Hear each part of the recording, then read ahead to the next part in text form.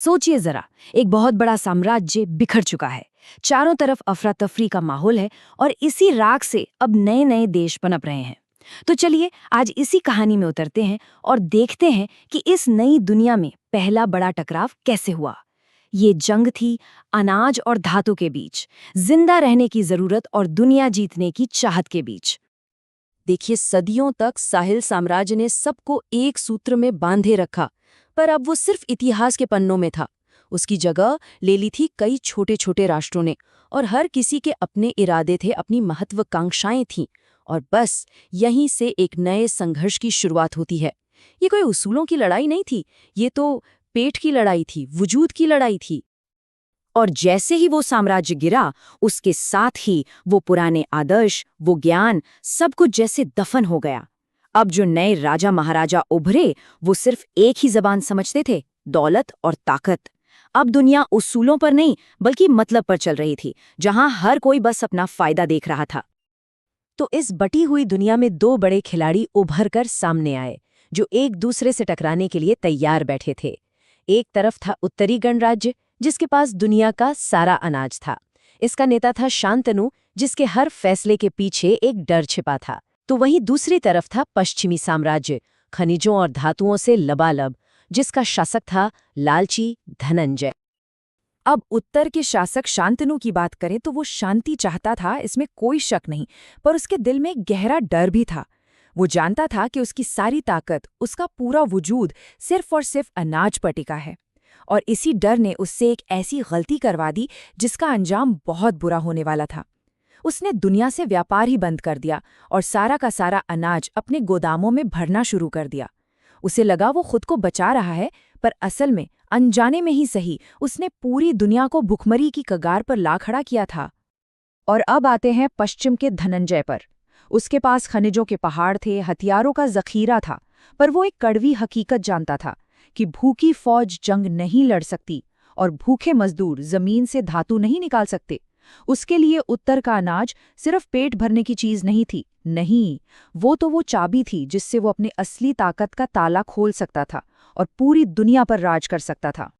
और यहीं से असली शतरंज की बिसात बिछती है। धनंजय पहला कदम बढ़ाता है, लेकिन तलवार से नहीं बल्कि दिमाग से। वो एक ऐसी साजिश रचता है जो आमने सामने की जंग से कहीं ज्यादा खतरनाक थी। धनंजय का प्लान एक 3 तरफा हमला था। पहला वार उसने समंदर की सबसे बड़ी ताकत सागर राज के साथ एक खुफिया डील की। दूसरा वार सागर राज के जरिए उसने उत्तर की आर्थिक नाकेबंदी कर दी, मतलब उनके लिए जरूरी तेल और तकनीकी सप्लाई पूरी तरह बंद। और फिर आया आखिरी और सबसे घातक वार। उसने पूरी दुनिया के सामने चिल्ला चिल्लाकर उत्तर पर इल्जाम लगाया कि वो सबको भूखा मार रहे हैं और मांग रखी कि वो अपना आधा अनाज मुफ्त में दे दें। क्या कमाल की क्रूर और चालाक चाल थी ये। लेकिन इससे पहले कि ये दुनिया जंग की आग में पूरी तरह जल जाती, शांति की एक आखिरी धीमी सी आवाज गूंजी। ये आवाज थी वसुंधरा की, जो पुराने साम्राज्य के ज्ञान के स्वामी की बेटी थी।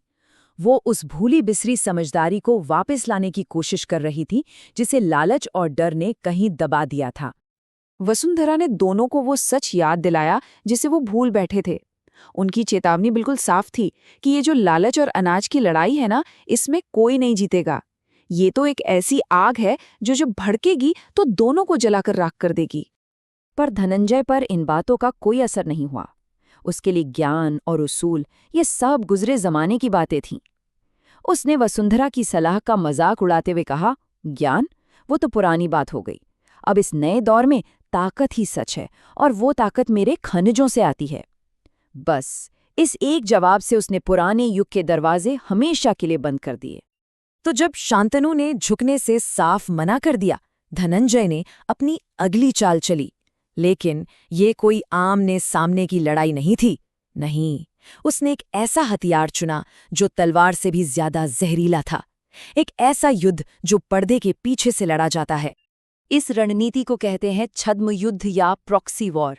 अब जरा समझिए, इसमें आप अपने दुश्मन से सीधे नहीं लड़ते, बल्कि आप उसी के घर के लोगों को उसके खिलाफ भड़काते हैं, उन्हें हथियार और पैसा देते हैं।